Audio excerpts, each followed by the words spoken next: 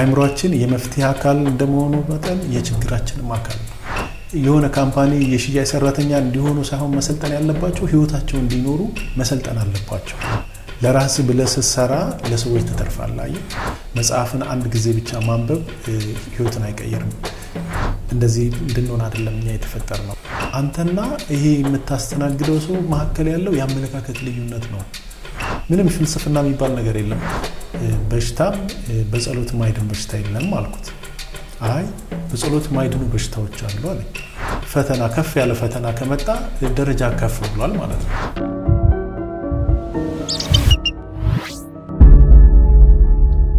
ሰላም ጤና ይስጥልን ውድ አክሲማሮስ ቤተሰቦች እንዴት ከረማችሁ? ዛሬ በዚህ ከህይወት ገጾች በተሰኘው ፕሮግራማችን አንድ አሪፍ እንግዳ ይዘንላችሁ ቀርበናል። የማስተዋል መጽሐፍ ደራሲ፣ የማስተዋል የአእምሮ ማበልጸጊያ ማዕከል ባለቤትና መስራች እንዲሁም ደግሞ የማስተዋል ቼዝ አሶሲዬሽን መስራች ነው። ዛሬ ከእንግዳችን ጋር ያለን ቆይታ ምን ይመስላል? እስኪ ወደ ፕሮግራሙ ወስዳችኋለሁ። ከእንግዳችን ጋር አብረን እንቆያለን። አብራችሁን ቆዩ። እንኳን ደህና መጣ። እንኳን ደህና ቆያችሁኝ። ራስን አስተዋውቀን እስቲ። እሺ፣ እኔ ስሜ ፈለቀ ጌታቸው ነው የሚባለው። ባለትዳርና የልጆች አባት ነኝ። አብዛኛው ሰው የሚያቀኝ ያው በንግዱ ዓለም ነው። ነጋዴ ነኝ። በተጨማሪ ደግሞ ማስተዋል በሚል ርዕስ 2 መጽሐፎችን አሳትሜ ለአንባቢ አቅርቤያለሁኝ። እንደገና ማስተዋል የአእምሮ ማበልጸጊያ ተቋም የሚል አዳማ ላይ ከፍቼ የዛ ባለቤትና ስራ አስኪያጅ ነኝ። በተጨማሪም ደግሞ ማስተዋል የቼዝ ክለብ የሚባል አለ በማስተዋል የአእምሮ ማበልጸጊያ ተቋም ስር፣ የሱም ባለቤትና ስራ አስኪያጅ ነኝ። እንዲሁም ደግሞ በኦሮሚያ ቼዝ ፌዴሬሽን ውስጥ የኦሮሚያ ቼዝ ፌዴሬሽን የስራ አስፈጻሚ አባል ነኝ። ያው አንተም ተናግረዋል፣ ግን እኔ ሳውቅህ በይበልጥ በንግዱ ዓለም ነው ማቀ። አሁን ግን ከራስ አልፎ ለሀገር የሚተርፍ አንድ ትልቅ የአእምሮ ማበልጸጊያ ማዕከል እንደከፈት ካውቃለሁ። ሲቀጥል መቼ ጀመርከው?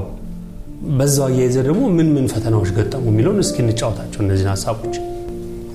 አዎ፣ ማስተዋል የአእምሮ ማበልጸጊያ ተቋም የተከፈተው ኦፊሻሊ ቢሮ ከፍቶ ስራ የጀመረው 2015 ዓ.ም ነው። አዳማ ከተማ ላይ ነው የከፈት ነው። እና ሀሳቡ እንዴት መጣ እንዴት ተጀመረ ለሚለው ከዛ በፊት 2 መጽሐፎች አሉኝ ብያለሁ ቅድም ራሴን ሳስተዋውቅ። ማስተዋል በሚል ርዕስ ነው እነዛ መጽሐፎችም ያሉት። ማስተዋል የአእምሮ ማበልጸጊያ ተቋም ከአእምሮ ጋርና ከአስተሳሰብ ጋር በተያያዘ የሚሰራ ተቋም ነው።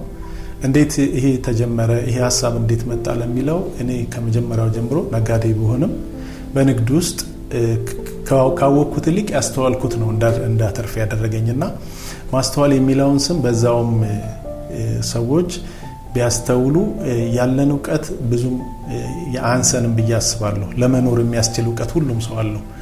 ግን ምንድነው እሱ ልዩነት የሚፈጥረው? ማስተዋል ላይ ነው ልዩነት የሚፈጥረው። እና አባቶችም ማስተዋልን ይስጣችሁ ይሉ የለ ሲመርቁ። ስለዚህ ማስተዋል የሚለውን ስም የመረጥኩበት ምክንያት የማስተዋል ክፍተት አለና ያንን ክፍተት ለመሙላት የተቋቋመ ተቋም ስለሆነ ከዛም መጽሐፎችም እነዛን ርዕሶች ስለያዙ ብቻ በአጠቃላይ ማስተዋል የሚለው ስም በጣም በእኔ ህይወት ውስጥ ትልቅ ትርጉም አለውና ለዚህ ነው ማስተዋል ያልኩት። አስቦ ፐርፐዝሊ የአእምሮ ማበልጸጊያ ማዕከልን ከፍቶ ከንግዱ ዓለም ባሻገር የሰዎችን አእምሮ ለማበልጸግ ተዘጋጅቶ መስራት ከባድ ነው። ሆኖም ግን አንተ ካን የምትሰራው የንግድ ስራ ጋራ እንዴት ነው የሰውን አእምሮ ለማበልጸግ አስበህ የተነሳኸው የሚለው እንዴት አሰብከው? ንግዱ ዓለም ላይ ያለሁኝ አንዳንድ ሀሳቦችን እጽፍ ነበረ። በተለይ የተለወጥኩባቸውን ያተረፍኩባቸውን አንዳንድ ቦታ ሄደህ የሆነ መንገድ ስትቀይር ጥሩ መንገድ ስትቀይር ዝም ብሎ አትቀይርም። መጀመሪያ ጽፌ ከዛ የቀየርኩት ነገር አለ በህይወቴ ውስጥ ማለት ነው። ለውጥን ፈልጌ ይሄን ለውጥ እንዴት ነው መምጣት ያለበት ሲል ጻፍኩት። መጀመሪያ ከራሴ ሀሳብ ለውጡ የሚመጣበትን መንገድ ጻፍኩት። ከዛ ወደ ተግባር ወስደው በጣም ነው የቀለለኝ። ስለዚህ የት ጋር ነው መሰራት ያለበት? አእምሮ ጋር ነው፣ ሀሳብ ጋር ነው መሰራት ያለበት የሚለው ይሄ የምነግርህ ከረጅም ዓመት በፊት ነው። ነገር ግን በእኔ ይሰራሉ የሚለው ጥያቄ ነበር ትንሽ የሚከብደኝ የነበረውና አንድ ወቅት ላይ የሆነ ስልጠና የማግኘት እድል አገኘሁ እና ያ ስልጠና ምን ነበረ? ከሆነ ካምፓኒ ጋር የተያያዘ ካምፓኒው ያሰለጥንክና ጥሩ ስልጠና ይሰጥህና የሽያጭ ሰራተኛ እንድትሆን ያደርጋል። በዛን ጊዜ በጣም ውስጤ የሆነ ነገር ፈጠረ። ሰዎች የሆነ ካምፓኒ የሽያጭ ሰራተኛ እንዲሆኑ ሳይሆን መሰልጠን ያለባቸው ህይወታቸው እንዲኖሩ መሰልጠን አለባቸው። ስልጠናው ተሰጥቷቸው በሚፈልጉት መንገድ ሄደው ስኬታማ መሆን እንደሚችሉ አስብ ነበርና ራዕይ ነበረኝ ውስጤ። እና አንዳንዴ ሰዎች አሁን እንደ ቢዝነስ ምናምን ይመስላቸዋል። ቢዝነስ ብቻ አይደለም፣ ማስተዋል የአእምሮ ማበልጸጊያ ተቋም ራዕይም ነው ለኔ። እና በዛ መንገድ ነው ሀሳቡ የመጣው። አእምሮ ማበልጸግ ያልከው ደግሞ መጀመሪያ የራስን አእምሮ ማበልጸግ ነው የሚቀድመው። ለራስ ብለህ ስትሰራ ለሰዎች ትተርፋለህ።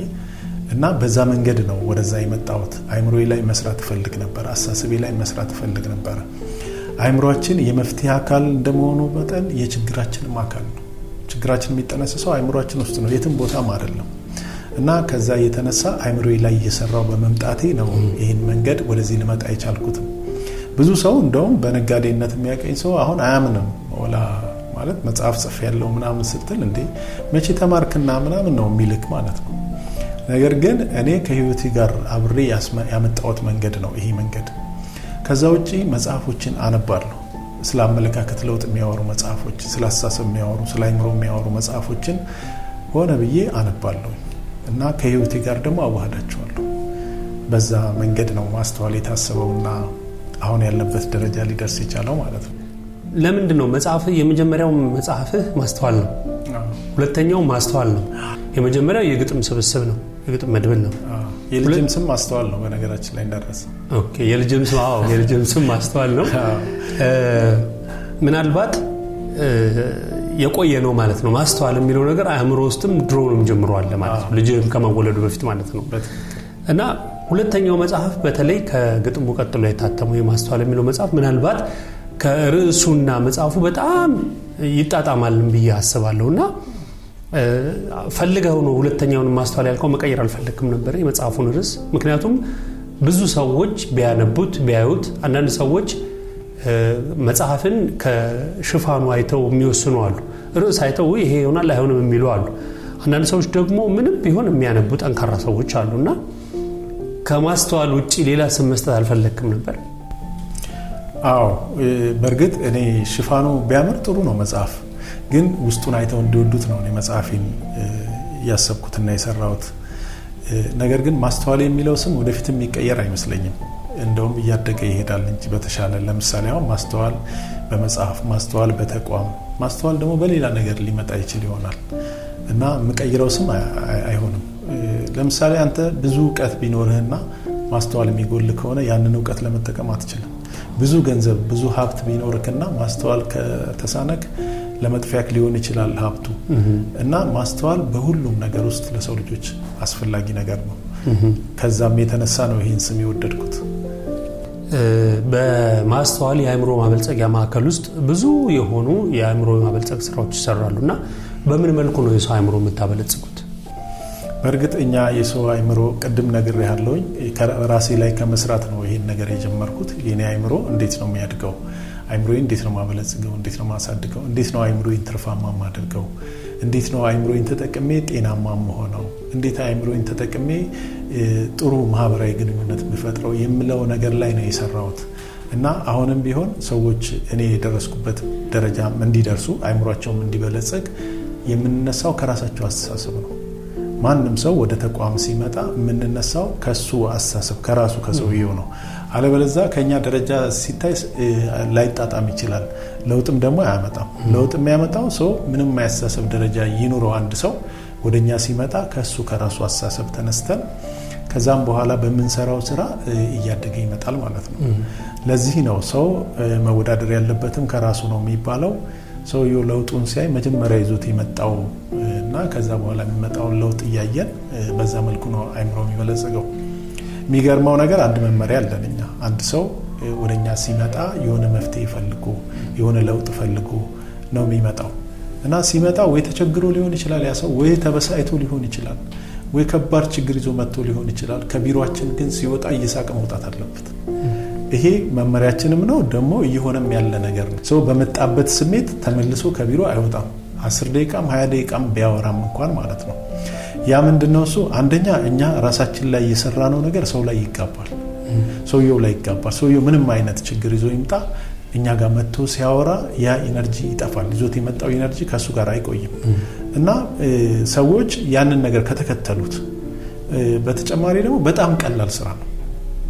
አሁን ሰው አይምሮ ሲባል ሀሳብ ሲባል ከባድ አርጎ ያየዋል። ከባድ አርጎ የሚያየው ለምንድን ነው? ያልተለመደ መንገድ ነው። ያን ያልተለመደ መንገድ ሰው መንካት አይፈልግም። ነገር ግን ትንሽ ዞር አርጎ ቢያይና ያንን መንገድ ቢከተል ዓለምን መቀየር በጣም ቀላል ነው። አይደለም የሰውን አይምሮ ማስተዋል ነው። ያንተ ቁጥር 2 መጽሐፍህ በጣም የብዙ ሀሳብ ባለቤት ነው። መጽሐፉ በጣም ጉልበትም አለው። የሰው አይምሮ ያነቃል። በተለይ ምስጋና የሚለው ነገር በህይወቴ እንዳሰምርበት ይረዳኝ ነው። ከኔም ብቻ ሳይሆን ብዙዎች ጋር ይመስለኛልና መጽሐፉን እንደውም ምስጋና የሚል ሀሳብ ቢኖረው የሚል ሀሳብ አለኝና ለምን እንደዛ አልሆነም? ትክክል ነህ። ማስተዋል መጽሐፍ ይዘቱም ውስጡም ብዙ የምስጋና ቃላቶች አሉት። እንድናመሰግንም ነው የሚነግረን ይሄ መጽሐፍ። ነገር ግን አሁን አንተ ምስጋና ቢሆን ያልክበት ስላስተዋልከው ነው፣ መጽሐፉን ስላስተዋልከው ነው አይደለም? እና ማስተዋል የሚለው ለኔ ሰፊ እንትን ይዝልኛል። በእርግጥ ምስጋናም በኔ ህይወት ውስጥ ትልቅ ቦታ አለው። የማስተዋል መጽሐፍ ደግሞ በጣም እኔም ራሴ የተባረኩበት መጽሐፍ ነው። በፊት መስጠት ፈልግ ነበር እኔ ለሰዎች የሆነ ነገር መስጠት። አንዳንዴ ልምድ ይፈልጋል። ኖሮህም እኮ ማትሰጥበት ጊዜ አለ። መስጠት እየፈለክም እጅን የሚይዝበት ጊዜ አለ፣ ከልምድ ማነስ ማለት ነው። እና ማስተዋል መጽሐፍ በጣም ለብዙ ሰው ሰጥቻለሁ በስጦታ መግዛት ለማይችል ሰው ሁሉ ሰጥቻለሁ ብዬ መናገር እችላለሁ። እና ምንድነው ብዙ ሰው የሚሰጠኝ ፊድባክ እንድናመሰግን አድርገናል፣ ይሄ መጽሐፍ ለውጦናል የሚል በጣም ብዙ አስተያየቶችን ተቀብያለሁ። እኔም በጣም ደስተኛ ነኝ በዚህ ማለት ነው። እንደምትመለከቱት መጽሐፉ ይህ ማስተዋል የሚለው መጽሐፍ ነው። ላዩ ላይ በጣም ቆንጆ ሀሳቦች አሉት። ያስተምራል ብዬ ስላመንኩ እኔም ለውጥ ስላገኘሁበት በተለይ ባለ ነገር የምትማረሩ ሰዎች፣ ባላችሁ ነገር የለኝም ብላችሁ የምታዙ ሰዎች በጣም አይምሯችሁንም ሀሳባችሁንም ይለውጣል። ለነገ የህይወት ኑሯችሁ ለነገ ራያችሁ እንደ መንደርደሪያ መንገድ ወይም ድልድይ ሆኖ ያገለግላችኋል ብዬ አስባለሁ። እዚህ ውስጥ የምትመለከቱት ነው መጽሐፉ ይሄንን ይመስላል። ሁላችሁም ከተለያዩ የመጽሐፍት ማዕከል ፈልጋችሁ እንድታነቡት ከወዲሁ ላስተላልፍ ወዳለሁ። ነገራችን ላይ ለተመልካቾቻችን ስለ መጽሐፍ አንድ ሀሳብ መስጠት ፈልጋለሁ። በመጽሐፍ ህይወቴ ይቀየራል ብሎ የሚያስብ ሰው ወይም ደግሞ መጽሐፍ አንብቤ እጠቀማለሁ ብሎ የሚያስብ ሰው መጽሐፍን አንድ ጊዜ ብቻ ማንበብ ህይወትን አይቀይርም። ደጋግሞ ማንበብና ከራስ ጋር ማዋሃድ ያስፈልጋል። ሀሳብ ነው አይደል መጽሐፍ የያዘው። ሀሳብ ደግሞ በድግግሞሽ ነው ወደ አይምሯችን የሚገባው። በድግግሞሽ ገብቶ አይምሯችን ውስጥ ህይወት ይሆናልና ደጋግማችሁ እንድታነቡ ብዬ አሳስባለሁ። አሁን ደግሞ ወደ ማስተዋል አእምሮ ማበልጸጊያ ማዕከል ልመልስህና አሁን ከማስተዋል የአእምሮ ማበልጸጊያ ማዕከል አንተ ከንግድ ዓለም ትታል ብዬ አላስብም። ጎን ለጎን እያካሄድከው ይመስለኛል። ግን ከማስተዋል ከንግዱ በላይ በማስተዋል የአእምሮ ማበልጸጊያ ማዕከል ውስጥ የምታገኘው ነገር እርካታ እንዳለ አምናለሁና እንዴት ነው? ምን ውጤት እያገኘህበት ነው? በማዕከሉ በማስተዋል የአእምሮ ማበልጸጊያ ማዕከል ምን አይነት ውጤቶችን እያገኘህባቸው ነው? በእርግጥ በማስተዋል የአእምሮ ማበልጸጊያ ተቋም ውስጥ የምሰራቸው ስራዎች በንግዱ ዓለም እድሜ ልኬን ብሰራ ማላገኘውን ነገር ነው እያገኘሁ ያለሁት። ምናልባት ሁሉም ሰው አሁን ምንድነው ችግር ብለህ ብትጠይቀው ምን ሊል ይችላል? ገንዘብ ነው። የገንዘብ ችግር ግን ከየት መጣ? ለምን መጣ? እንደዚህ እንድንሆን አይደለም እኛ የተፈጠር ነው እና አይምሮአችን ላይ ባለመስራታችን የመጣ ነው የገንዘብ ችግራችን። ተመልሰን አይምሮአችን ላይ እንስራ ስንል ደግሞ አብዛኛው ሰው ይከብደዋል። ለምን የሚከብደው? የመጣበት መንገድ አይምሮ ከባድ ነው ሩቅ ነው ብሎ ስለሚያስብ አሳሰብ ላይ ሰርቶ ገንዘብ እኮ የሀሳብ ውጤት ነው፣ ሌላ ምንም አይደለም። ግን ገንዘብ የሀሳብ ውጤት ነው ብለህ እንዴት ነው እሱ ሀሳብ ላይ አሳሰብ ላይ ሰርተህ ገንዘብ ማምጣት የምትችለው የሚለው ነገር ሰፊ እንትን ይወስዳል።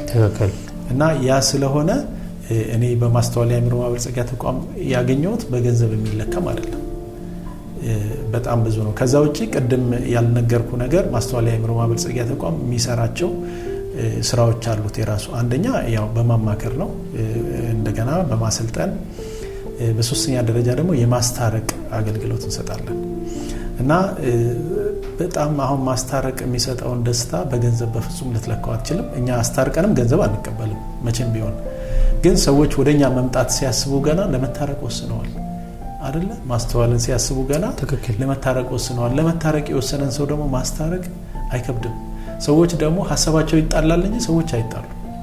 ሐሳባቸውን ተቀብለህ በገለልተኝነት አይተኸው ሐሳባቸውን ማስታረቅ ከቻልክ የማይታረቅ ሰው የለም። እና ወደኛ ተቋም መጥቶ እስከዛሬ ሳይታረቅ የተመለሰ ሰው የለም። እንደውም አንድ ገጠመኝ አለኝ። እኔ አንድ ቀን እንዳጋጣሚ ቢሮ እንግዳ ነበርና እንግዳውን ትቼው ወጣ ብዬ ነበር እና ሌላ እንግዳ ይመጣል ቢሮ እና ሁለቱ ሰዎች ለካ ተጣልተዋል።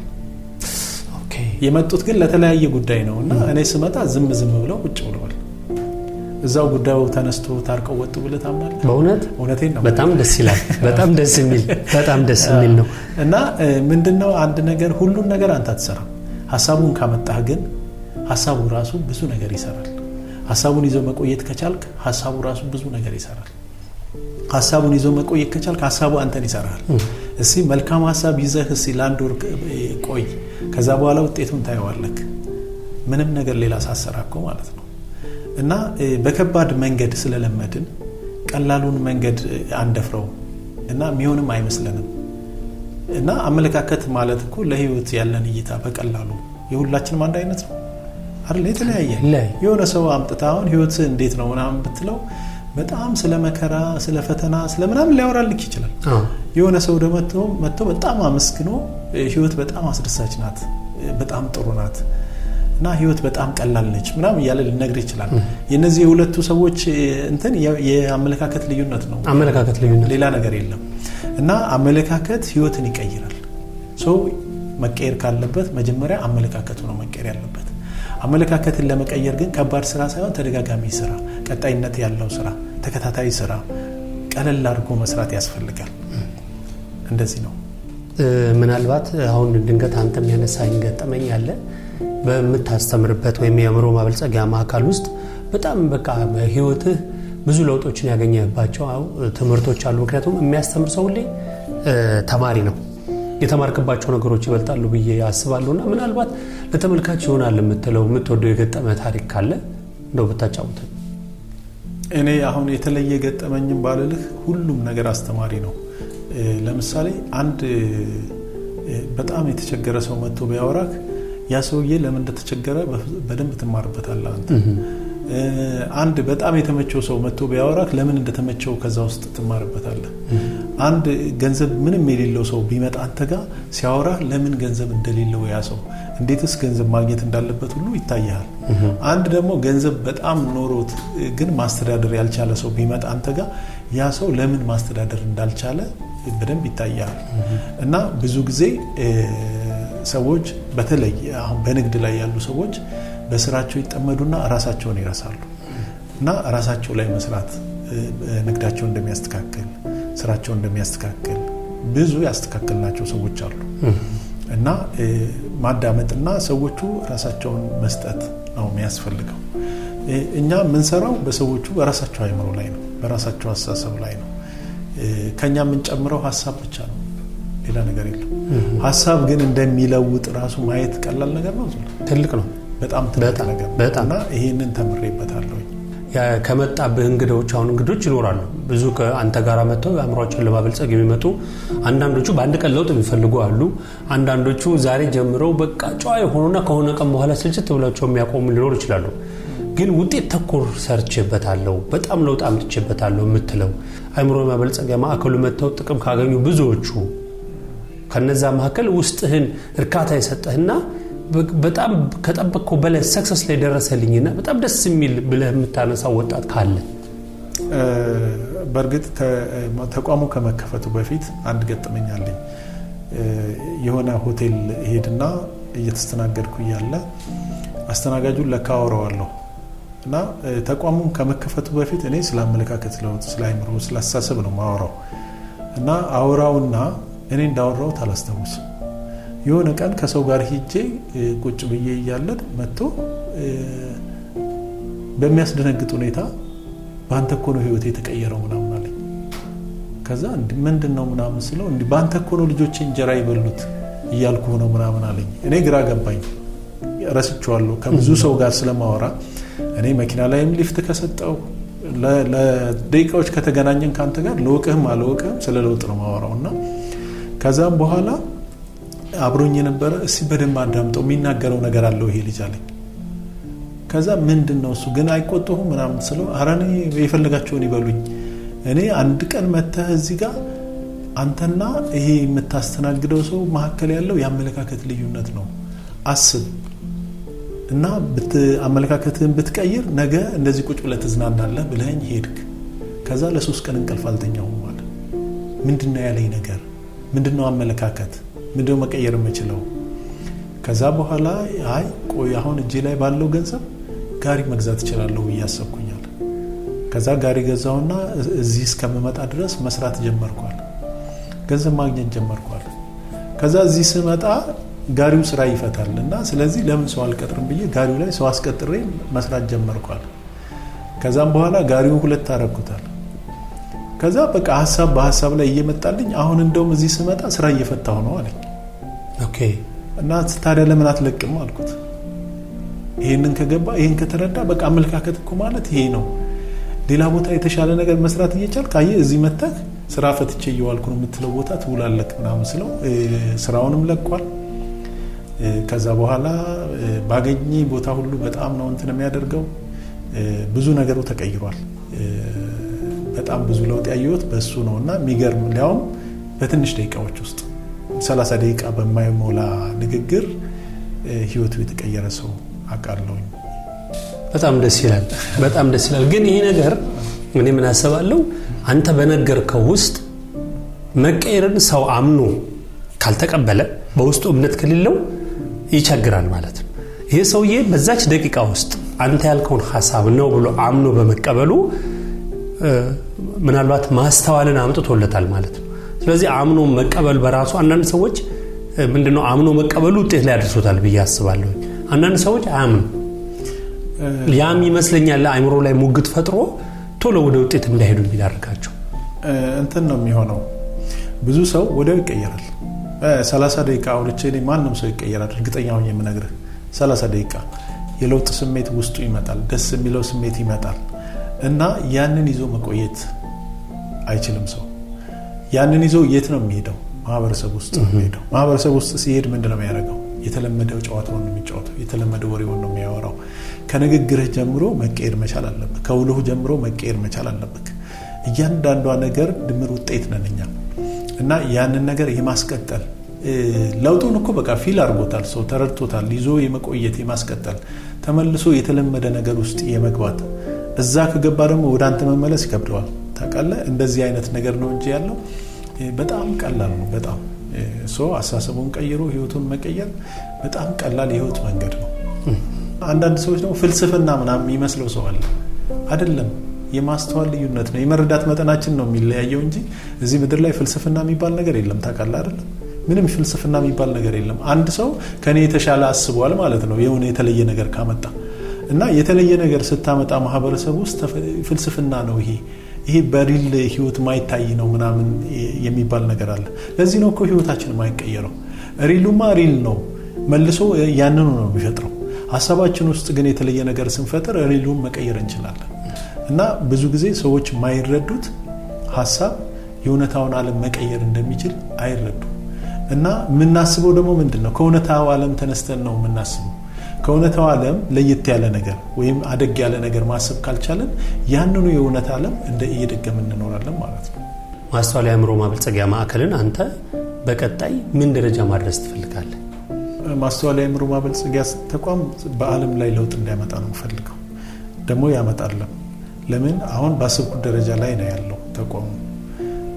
አእምሮ ላይ ስለምሰራ አእምሮ ላይ ስትሰራ ትንሽ ሰርተህ ብዙ ጉልበት ነው የምታገኘው እና በእርግጠኝነት ማስተዋል የአእምሮ ማበልጸጊያ ተቋም በጣም ብዙ ለውጥ ያመጣል፣ ዓለምን ይቀይራል። ስለ እንግዲህ ዓለምን መቀየር ማሰብ ቀላል ነገር አይደለም።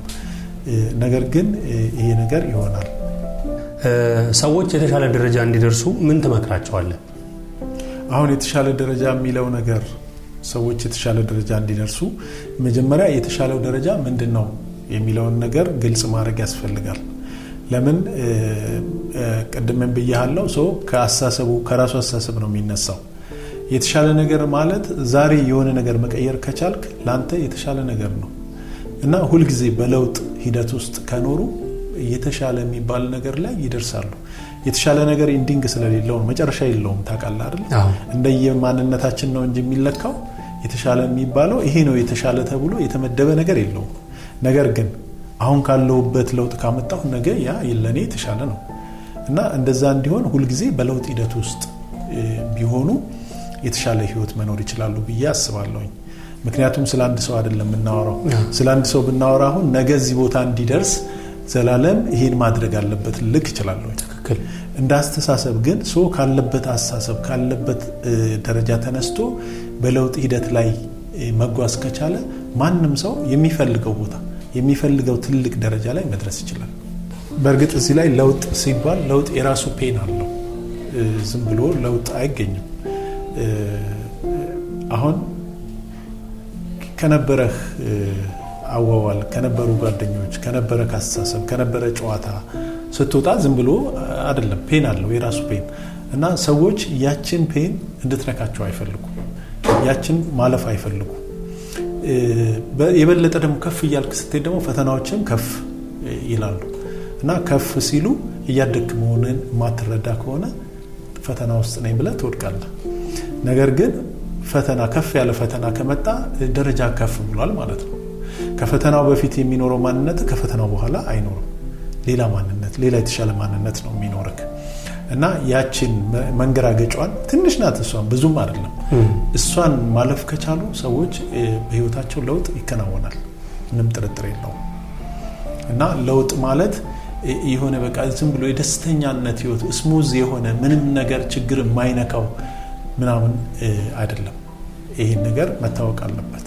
ማስተዋል የአእምሮ ማበልጸጊያ ማዕከል ብዙ ጊዜ የሚሰራቸው የአእምሮ ስራዎች ናቸውና አንዳንድ ተግዳሮቶች ሊገጥሙት ይችላሉ። በተለይ የሚሰለጡን ሰዎች የተለያዩ እምነት እናንተ ከየትኛውም የእምነት አስተሳሰብ ነፃ ነው፣ ቤቱ ክፍት ነውና ምናልባት እንደዚህ አይነት ተጣርሶች አሁን ለምሳሌ አንዳንድ ሰዎች መረዳታቸው ምናቸው ሲመጣ ለምን ፈጣሪ እስከዛሬ ለምን ያላነቃኝም ብሎ የገጠመ ሰው የለም? እንዴት ፈጣሪ ግን እንዴት ይሄን እስከዛሬ ሳላውቅ ብሎ ሙግት የገጠመው ሰው ገጥሞ ያውቃል እንዴ?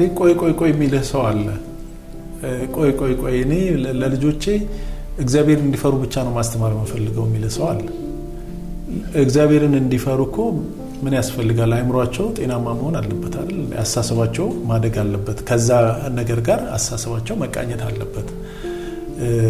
በዚህ ጊዜ እኔ የምሰጠው ማለት የማይወዳደር ነገር አታወዳደር። እኛ የምንሰራው ነገርና እግዚአብሔር የሚሰራው ነገር ሊወዳደር አይችልም በጭራሽ። እኛም ደግሞ ከእግዚአብሔር ውጪ የሆነ ነገር አይደለም የምንሰራው። ነገር ግን ሰዎች ምን ያደርጋሉ? የሆነ ነገር ላይ ይቆሙና ለራሳቸው አጥር ያበጃሉ። ከዛ መውጣት አይፈልጉም። ከዛ ለውጥም እንኳን ሲመጣ በዛ አጥር ነው የሚከለክሉት። መልካም ይመስላል ግን አይጠቅማቸውም፣ እንዲያድጉ አያደርጋቸውም። እየተከላከሉ ራሳቸውን እዛ ውስጥ አስከብረው ይኖራሉ። ከዛ ውጪ እኛ ብዙን ስራ አሁን እስካሁን ድረስ እየሰራን ያለ ነው በነፃ ነው። ሰዎችን በነፃ ማክረናል፣ በነፃ ሰልጥነናል፣ በነፃ አስታርቀናል። በነፃ ነው። በጣም ብዙ የገጠመ ነገር ምንድነው ብትለኝ ገንዘብ አበድረኝ የሚል ሰው ይበዛል። ኦኬ የማማከር አገልግሎትን ሲሰሩ ማለት በቃ ጥሩ ነገር አይደለም የምትነግረው፣ በቃ የተስማማ የተመቸ ነገር አይደለም የምትነግረው። አይ በቃ ፈሌን የሆነች ነገር 150 ሺህ ብር ብለው በቀላሉ ይሰጠኛል ምናምን ብሎ የሚያስብ ሰው ይመጣል። እና እኛ ደግሞ ብንሰጥ ምንም ማለት አይደለም፣ መስጠት መጥፎ ነገር አይደለም። እውነት ነው። ነገር ግን ህዝብ ነው የምናገኘው፣ ህዝብ ነው የምናገለግለው። ስቲል በነፃ ማገልገል የራሱ ቻሌንጅ አለው። በዛ ውስጥ ደግሞ ገንዘብ እየሰጠህ ማገልገል ብንችል መቼም በጣም ደስተኛ ነን። ወደፊት እናደርገዋለን ብዬ አስባለሁ። ለምን ሰው እንትናችን መፈክራችን ራሱ ለሁሉም ሰው የተሳካ ህይወት ነው እና ሁሉም ሰው ስኬታማ እንዲሆን እንፈልጋለን። እኛ በቻልነው መጠን እግዚአብሔር በረዳን መጠን ለዛ ስለምንሰራ ማለት ነው። እና ያስገርመኛል አንዳንዴ እንደዚህ አይነት ነገሮች ያጋጥማሉ። የሚገርም ነው ግን እና እንደዚህ ሁሉ ይሄን ሁሉ ምቾት አውርተህ ይሄንን ድሎት አውርተህ እንዴት 10 ሺህ ብር አሰጠኝ ምናምን የሚልህ ሰው ይመጣል። ከዛ ውጪ ደግሞ ምን ታገኛለህም ደግሞ የሚልህ ሰው ይመጣል። አሁን እኔ የማገኘውን ነገር ለማስረዳት ከባድ ነው። ምክንያቱም ሰው ሁሉ የገንዘብ ችግር አለ በሚልበት እንትን አይ አይደለም እኔ በነፃ እየሰራው ደስተኛ ነኝ ምናምን ብትለው ላይቀበልህ ይችላል። ገብቷል? አንተ ፊል የምታደርገውን ነገር ያ ሰው ፊል አያደርግም። እንደዚህ አይነት ነገሮች ያጋጥማሉ። የሚገርም ነው። ግን ሰው እኔ ምናልባት ከማስተዋል ጋርም ተያይዞ ሳነብ ሁልጊዜም ጥያቄ የሚሆንብኝ ነገር አለና ምናልባት አንተም ብታነሳው ብዬ ማስበው ይሄ እውነትና እምነት የሚል ሐሳብ በጣም ይጋጫል። ልዩነታቸው ባለመታወቃቸው ብዙ ሰዎች አእምሯቸው እንዳይበለጽግ ምክንያት ወይም እንደ እንቅፋት ሆኗቸዋል ብዬ አስባለሁና አንተ ምን ትላለህ በዚህ ላይ? እኔ እንደውም አንድ በቅርብ ገር የገጠመኝን ነገር ልንገርክ። ብዙ አይነት ሰዎች ይመጣሉ እኔ ጋር፣ የሃይማኖት ሰዎች ይመጣሉ፣ የተለያዩ ሰዎች ይመጣሉ እና እንደዛ አይነት ሰው ነው እና በእምነት ሁሉ ነገር ይሆናል ብዬ ስለው በሽታም በጸሎት ማይድን በሽታ የለም አልኩት። አይ በጸሎት ማይድኑ በሽታዎች አሉ አለኝ። እሱ በራሱ ለይቶታል፣ በጸሎት የሚድንና በጸሎት የማይድን። ይሄን ያለበት የራሱ ምክንያት ይኖረዋል ያ ሰው። በእርግጥ ለምንድነው የራሱ ምክንያት የሚኖረው? ምናልባት እሱ ያልዳነው ህመም ካለ ያ ህመም በጸሎት ማይድን ነው ብሎ አስቦ ሊሆን ይችላል። ከዛ በፊት እኮ በጸሎት ድኗል እሱ። ሌላ ህመም ራሱ አጫውቶኛል። ኦኬ ገብቷል። አሁን ምንድነው እሱ እውነትና እምነት ብዙ ሰው የሚምታታበት ምንድነው እሱ? ለምሳሌ አሞክ እያለ ድኛለሁ ብለህ ብትናገር ውሸት ነው የሚለው ሰው። አልዋሽም እንዴት ዋሻለሁ ሊል ይችላል። ግን አይደለም። የትኛው ነው የሚቀድመው? መዳን ነው የሚቀድመው? ማመን ነው የሚቀድመው? ማመን ይቀድማል። ማመን ነው የሚቀድመው። ማመን ከቀደመ ሳትድን እኮ ድኛለሁ ብለህ መናገር መቻል አለብህ ማለት ነው። ያ ምን ይሆናል? እምነት የተሞላበት ንግግር ነው የሚሆነው። ስለ ዳንኩኝ አመሰግናለሁ ብትለው ፈጣሪ ዋሽታል ብሎ በበሽታ ይቀጣል እንደ መልሶ አይደለም። እንደ እምነት ይሁንልክ ነው የሚባለው ነው የምሰማው ነገር ማለት ነው። እና እዚህ ጋር ብዙ መጥራት ያለበት ነገር አለ። ለምሳሌ ራእይ ስታስቀምጥ ራእይ ማለት ውሸት የሚመስል እውነት ነው የሚባለው። የተሳካለት እውነት ነው፣ ዛሬ ላይ ግን ውሸት ነው። ዛሬ ላይ ለሰው ማስረዳት አትችልም ራእይክን። የተሳካለት ቀን ግን ሁሉም ሰው መጥቶ ምንም ጥርጣሬ የለውም። ስለዚህ እምነት ማለት ውሸት የሚመስል እውነት ነው። አሁን ዛሬ አንተ ገንዘብ የለህም ግን አለኝ ብለህ ብትናገር እምነት የተሞላበት ንግግር ነው የሚሆነው። ያ ነገር ወደ መኖር ያመጣሃል እንጂ አይ ሳይኖርህ አለኝ ብለሃልና አልሰጥህም አይልም ፈጣሪ። እንደውም አምነክ አለኝ ብለህ በመጠበቅህ ከፈጣሪ የምንጠብቀውን ነገር እኮ ስንጠይቅ ነው ተሰጥቶናል የሚባለው። መቼ? ገና ስንጠይቅ። በመሀል የሚዘገይበት እኮ እኛና መልእክቱ የሚደርስበትና መልእክቱ ወደኛ የሚመለስበት ጊዜ ነው እንጂ ፈጣሪ እንደጠየቅ ነው የሚሰጥ ማንኛውንም ነገር። ከዛ ውጪ ደግሞ ምናልባት የጠየቀውን ነገር አንተ ካላመንከው ሲሰጥ ልደነግጥ ትችላለህ። እንዳትደነግጥም ነው የሚዘገየው እንጂ ምንም ነገር ሊከለክለን አይደለም። እና ይሄ ነው ትንሽ እዚህ ጋር ሰፋ ያለ ማብራሪያ ይፈልጋል። ያነሳው ጥያቄ ቀላል አይደለም፣ ደግሞ ወሳኝ ጥያቄ ነው። ሰዎች ህይወት ውስጥ በጣም ፈተና የሆነባቸው ነገር እንዴት ዋሻለሁ፣ እንዴት ሳይኖረኝ አለኝ እላለሁ፣ እንዴት ሳልድን ድኛለሁ እላለሁ። ይሄ ነገር ለሰዎች ፈተና ነው። ነገር ግን እምነት የተሞላበት ንግግር ነው እንጂ ውሸት አይደለም። ይሄ እኮ ወላጆቻችንም እኮ ታመን እያለን እኮ ተሽሎኛል በል እያሉ ሲቆጡን እኔ አስታውሳለሁ። እንደውም እኛ የሚመስለን የዛን ጊዜ ምንድነው እሱ ሐኪም ቤት ላለ መውሰድ ነው እንደዚህ ነው ምናምን። እነሱ ግን ተሽሎኛል የሚለው ቃል መሻለን እንደሚያመጣ እንደምንድን ያውቁ ነበር። ለዛ ነው ተሽሎኛል በል የምትባል የነበረው ልጅ ሆነ እያለ ማለት ነው። በጣም አመሰግናለሁ። ምናልባት የመጨረሻ እንዳረግ የምታስተላልፈው መልእክት ካለ ማመስገን የምትፈልገው? በጣም አመሰግናለሁ። ማመስገን የምፈልገው ያው በቅድሚያ ፈጣሪን ነው፣ እግዚአብሔርን ማመስገን እፈልጋለሁ። ምክንያቱም እግዚአብሔር በጣም በስራዬ ረድቶኛል፣ እንዳመሰግነው ረድቶኛል፣ እንዳምነው አድርጎኛል፣ አምላክ ሆኖኛል እና እግዚአብሔርን በጣም ማመስገን እፈልጋለሁ። ከዛ በመቀጠል አንተንም ማመስገን እፈልጋለሁ። ለምን በተለያዩ አጋጣሚዎች በስራዎቼ እያገዝከኝ እንደነበር ታስታውሳለህ። ሌላው ቀርቶ እንደዚህ ማውራት መተጋገዝ ነው። ስለ ለውጥ ሀሳብ ስታወራ የሚያዳምጥ ሰው ካገኘ እኮ እድለኛ ነህ። ምንድነው እሱ እድለኝነቱ መሰለህ? ለዛ ሰው ስታወራ እኮ ለአንተ እየደገምከው ነው። ካይምሮ ደግሞ በዛ መልኩ ነው የሚበለጽገው። አንድ መልካም ነገር ካለ ሁሉ ለሰዎች ነገር እና መልካም ነገር ወይም ደግሞ የለውጥን ሀሳብ ሳወራላቸው ላዳመጡኝ ሰዎች ሁሉ በጣም አድርጌ አመሰግናለሁ። ምክንያቱም የኔ የመለወጥ ትልቁ ምክንያት እነዛ ሰዎች ናቸው። እነዛ ሰዎች ባያዳምጡኝ ኖሮ ጫካ ነበር እየሄድኩኝ እየጮኩ ራሴን የምቀይረው ማለት ነው። ስለዚህ ስላዳመጡኝ በጣም አመሰግናለሁ። ያንተንም ተመልካቾች በጣም አመሰግናለሁ ስለሚያዳምጡን። አመሰግናለን። ክቡራትና ክቡራን የአክሱም አርበሶች ቤተሰቦች ብዙዎቻችሁ በነበረን ቆይታ ቆንጆ ሐሳቦችን እንዳገኛችሁ እምነት አለን። አያችሁ ህይወት ገጿ ብዙ ስለሆነ የተለያዩ የህይወት ገጾችን ወደ እናንተ ያቀርበን አንዳችን ለአንዳችን እንዳልናችሁ መጽሐፍ ነንና አንዳችንን አናነብም እንጂ ብዙ የህይወት ትምህርቶችን ከሰው ልጆች እናገኛለን። የዛሬው ከህይወት ገጾች የነበረው የፈሌም ፕሮግራም አብራችሁን ስለቆያችሁ ስለታደማችሁ እናመሰግናለን። ከወደዳችሁት ፕሮግራማችንን ላይክ፣ ሼር፣ ሰብስክራይብ ማድረግ። ለዛሬ የነበረን ቆይታ ይህን ይመስላል። አብራችሁን ስለቆያችሁ በጣም እናመሰግናለን። እንወዳችኋለን። መልካም ቆይታ